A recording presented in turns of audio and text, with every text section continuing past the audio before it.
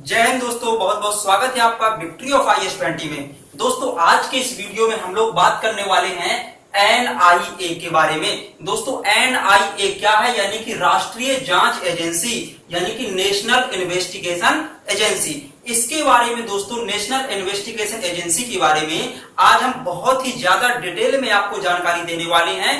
और इसके अलावा देश में अन्य जो जांच एजेंसियां हैं उनके बारे में भी लास्ट में आपको बताएंगे। जितने भी प्रकार की जांच एजेंसियां कार्य करती हैं, चाहे वो आपको CID हो, चाहे वो आपकी CBI हो या ED हो या IB हो, रॉ हो, तो किसी भी प्रकार की जांच एजेंसी है जो, उन सभी के बारे में हम आपको डिटेल में जानकारी देंगे। आखिर ये चर्चा में क्यों है? आज हम क्या कोई ऐसा त्योहार है, क्यों हम इसको बता रहे हैं? तो इसका रीजन ये है, आप लोग सुन लीजिए कि 21 जून 2022 को दोस्तों महाराष्ट्र के अमरावती जिले में दोस्तों यहाँ पर एक हत्या हो गई थी। एक व्यक्ति की हत्या कर दी गई थी और दोस्तों उस व्यक्ति का नाम था उमेश कोल्हे। उमेश कोल्हे नाम के व्यक्ति की महाराष्ट्र के अमरावती में हत्या कर दी गई थी। दोस्तों यह एक कौन थे उमेश कोल्हे?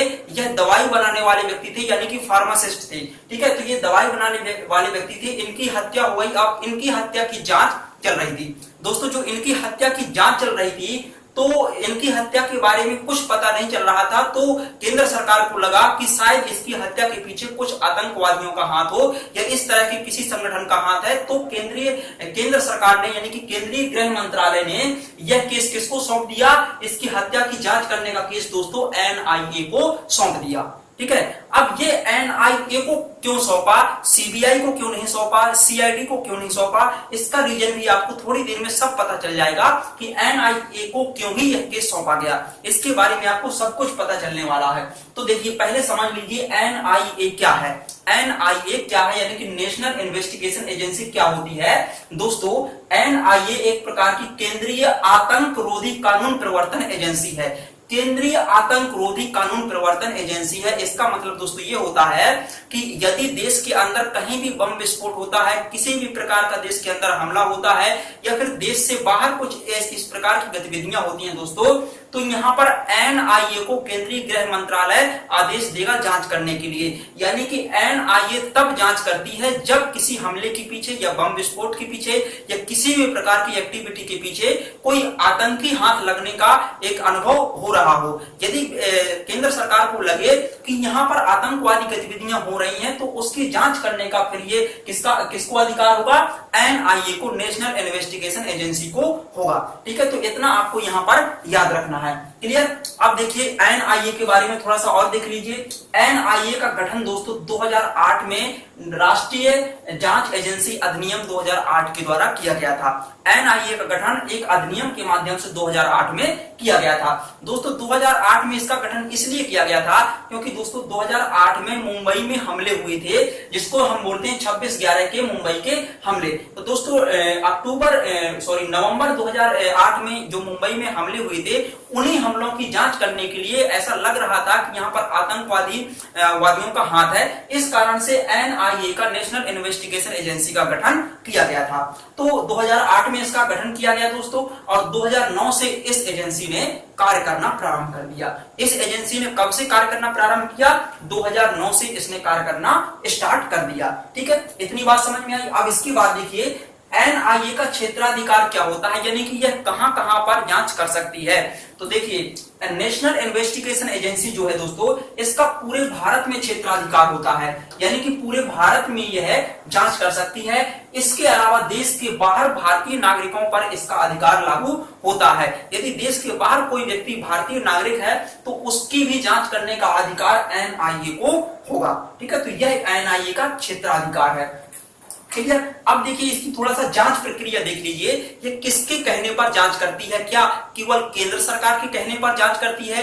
यदि राज्य से संबंधित कोई मामला है तो यह जांच करेगी या नहीं करेगी? तो किस प्रकार की कंडीशन यहाँ पर होती है? देखिए, यदि राज्य सरकार को लग रहा है कि हमारे राज्य में कोई हमले हुए हैं या किसी भी प्रकार की आतंकी गतिविधियां चल रही हैं, तो उसकी जांच कराने का अधिकार राज्य सरकार को है। अधिनियम की धारा 6 दोस्तों, जो 2008 के अधिनियम के माध्यम से NIA का गठन किया गया था, उसी अधिनियम की धारा 6 के तहत यहाँ पर राज्य सरकार क्या करेगी? कोई भी मामला हो तो राज्य सरकार उसको केंद्र सरकार के पास भेजेगी। ठीक है, किसी भी मामले में यदि राज्य सरकार को नेशनल इन्वेस्टिगेशन एजेंसी के द्वारा जांच करानी है तो राज्य सरकार उस मामले को केंद्र सरकार के पास भेजेगी और इसके बाद केंद्र सरकार उस मामले को नेशनल इन्वेस्टिगेशन एजेंसी को सौंप देगी। ठीक है, तो इस प्रकार से फिर यह जांच करेगी। लेकिन केंद्र सरकार की तो एजेंसी है ही, केंद्र सरकार जब चाहे जिस मामले पर चाहे तो उस पर जांच करवा सकती है। तो केंद्र सरकार देश के अंदर और देश के बाहर जांच हेतु यह निर्देश दे सकती है, किसको, एनआईए को, किसी भी मामले के जांच के निर्देश हेतु। लेकिन दोस्तों उस मामले में ऐसा लग रहा हो कि इसमें आतंकी गतिविधियों का हाथ है, ठीक है, तब एनआईए यहां पर जांच करती है। ठीक, तो इसको आप लोग याद रखेंगे। ठीक, अब अगला देखिए थोड़ा सा और है, यहाँ पर एनआईए का विशेष न्यायालय भी दोस्तों होता है। जो आपकी नेशनल इन्वेस्टिगेशन एजेंसी है, इसका एक विशेष न्यायालय होता है। और दोस्तों अधिनियम की धारा, इसी अधिनियम की धारा जो 2008 के अधिनियम के तहत एनआईए का गठन किया गया था, उसी अधिनियम की धारा 11 और अधिनियम की धारा 22 के तहत इसका एक विशेष न्यायालय स्थापित किया गया है। ठीक है, एनआईए का विशेष न्यायालय होता है। तो इसका जो न्यायालय होता है दोस्तों एनआईए का, इसकी अध्यक्षता कौन करता है, यहाँ पर जो चीफ कौन रहता है, यानी कि हेड कौन होता है न्यायालय का।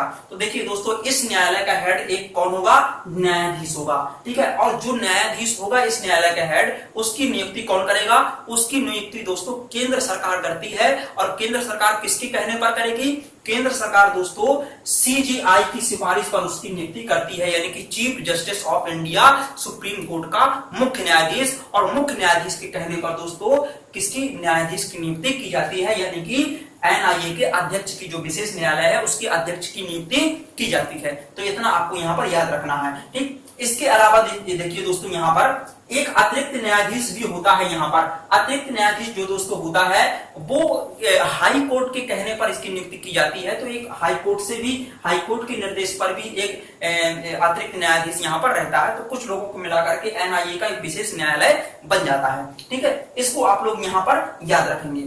अब दोस्तों ये हमने आपको जो बताया ये एनआईए के बारे में है। अब थोड़ा सा देश के अंदर जो अन्य जांच एजेंसियां हैं उनके बारे में भी थोड़ा सा याद कर लीजिए, देख लीजिए, क्योंकि आप कंपैरेटिवली आप बता सकते हैं कंपैरिजन करके यहाँ पर कि किस तरह से दोनों में अंतर हो सकता है। आपने अन्य जांच एजेंसियों के नाम भी सुने होंगे, जैसे आपने ईडी का कभी नाम सुना होगा। ईडी का मतलब होता है दोस्तों इनफोर्सेबल डिपार्टमेंट। ईडी का मतलब होता है इनफोर्सेबल डिपार्टमेंट। और ये तब जांच करता है, किस चीज की जांच करता है ईडी? ईडी दोस्तों तब जांच करता है कि यदि कोई व्यक्ति टैक्स चोरी करने के उद्देश्य से कोई फर्जी संपत्ति खड़ी कर लेता है, मतलब व्यक्ति ने जैसे 10 करोड़ रुपए कमाया तो उसको 10 करोड़ रुपए में कुछ टैक्स भी देना पड़ेगा। तो अब वो व्यक्ति चाहता है कि हमको टैक्स ना देना पड़े, तो वो क्या करेगा, फर्जी संपत्ति खड़ी कर लेगा और सरकार को दिखाएगा कि देखिए हमने इतने करोड़ रुपए कमाए और इतने रुपए खर्च कर दिए, तो हमारे पास कोई संपत्ति नहीं है, तो हम टैक्स क्यों दें। तो ऐसी कंडीशन में फिर ईडी जांच करेगी, इनफोर्सेबल डिपार्टमेंट। ठीक है, यहाँ पर प्रवर्तन निदेशालय जो डिपार्टमेंट होता है वह इसकी जांच करेगा। अगली होती है दोस्तों सीवीसी। सीवीसी क्या होती है दोस्तों? Central vigilance commission. Central vigilance commission होता है जो दोस्तों वो अधिकारियों की जांच करने के लिए बनाया गया है। यानी कि मान लीजिए कि जैसे देश के बहुत बड़े बड़े अधिकारी जो कि ईडी में शामिल हैं या प्रधानमंत्री या कोई अन्य मंत्री, तो इनकी जांच करने के लिए सेंट्रल विजिलेंस कमीशन यहाँ पर होता है। तो इसको भी दोस्तों आप लोग याद रखेंगे, सेंट्रल विजिलेंस कमीशन को। ठीक, अगला है दोस्तों सीबीआई। इसका नाम आपने खूब सुना होगा। सीबीआई क्या होता है? Central bureau of investigation. Central bureau of investigation ये दोस्तों केंद्र सरकार की एक जांच एजेंसी होती है।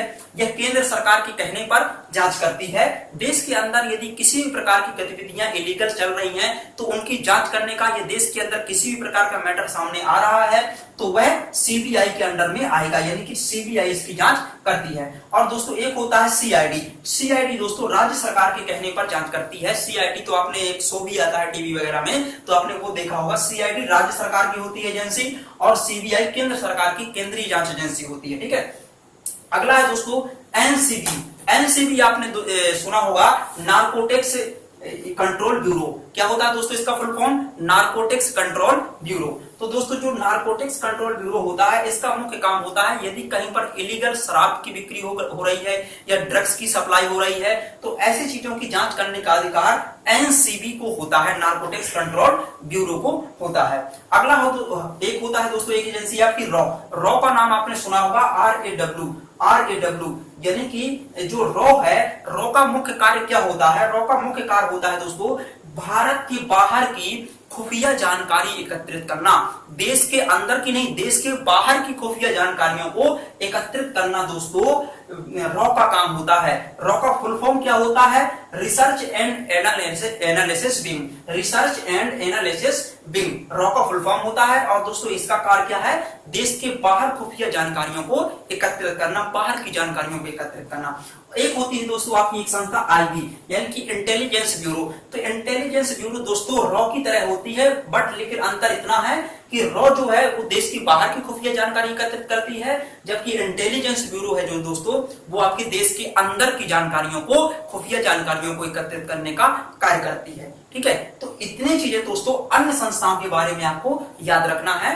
अब आपको इस तरह की संस्थाओं में हमें नहीं लगता कि कोई आपको दिक्कत होने वाली होगी। तो दोस्तों इस वीडियो में हम इतनी ही बातें सीखेंगे और जल्दी ही मिलते हैं किसी नेक्स्ट वीडियो में जो मजेदार टॉपिक होगा। तो तब तक बने रहिए हमारे साथ, तब तक के लिए जय हिंद।